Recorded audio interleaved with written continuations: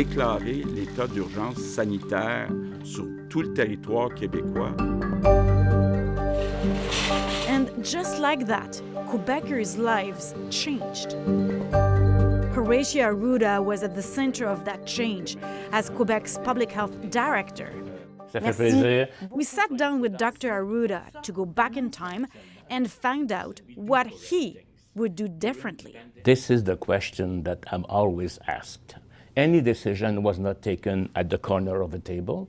It was looked at, discussed with teams, with public health experts. I would probably do the same thing because I will have the same information at that moment. And what was done put Quebec on hold. Businesses shut down, schools shut down. But do you have any regrets that maybe schools were shut down too long and that we can still see an impact on kids? Yes, I do think things were too long, but the problem why they were too long is that we were still having high transmission.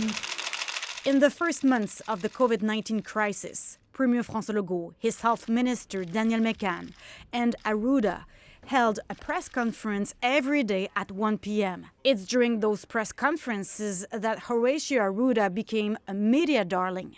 J'ai besoin de cuisiner, là, je vais me faire des tartelettes portugaises, okay? Try to have an activity that you love. Everybody is different. It could be yoga, it could be music, it could be dancing. Just be innovative.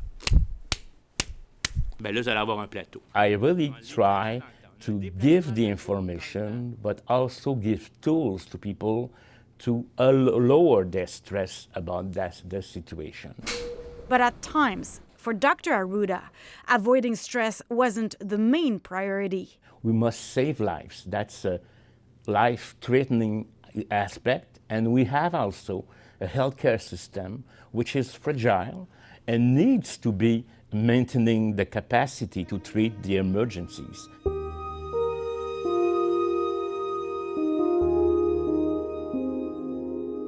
And in that respect, there is one memory that weighs heavily on Horacio Arruda, the blind spot the province had early on long-term care facilities for seniors. In April 2020, I remember it was around Easter, and we learned through the Montreal Gazette about heron. I could never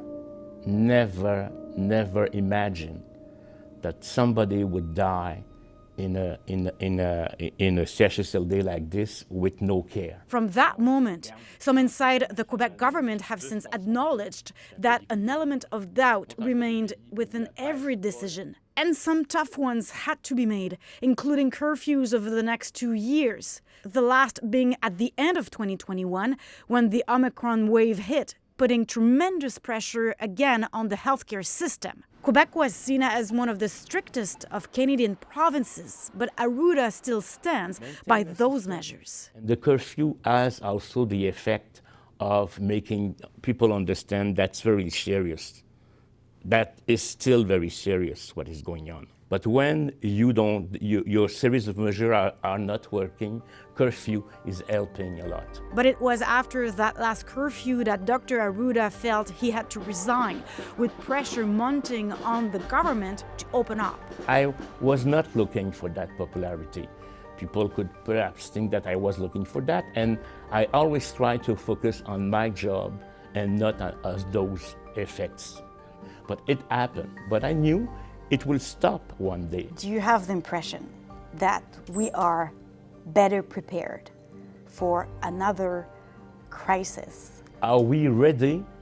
That's the question that I always say. I don't think we are so much ready because we don't know what is going to be the next crisis. And the crisis is a crisis because we learn lessons, but it will still be a pandemic and a crisis.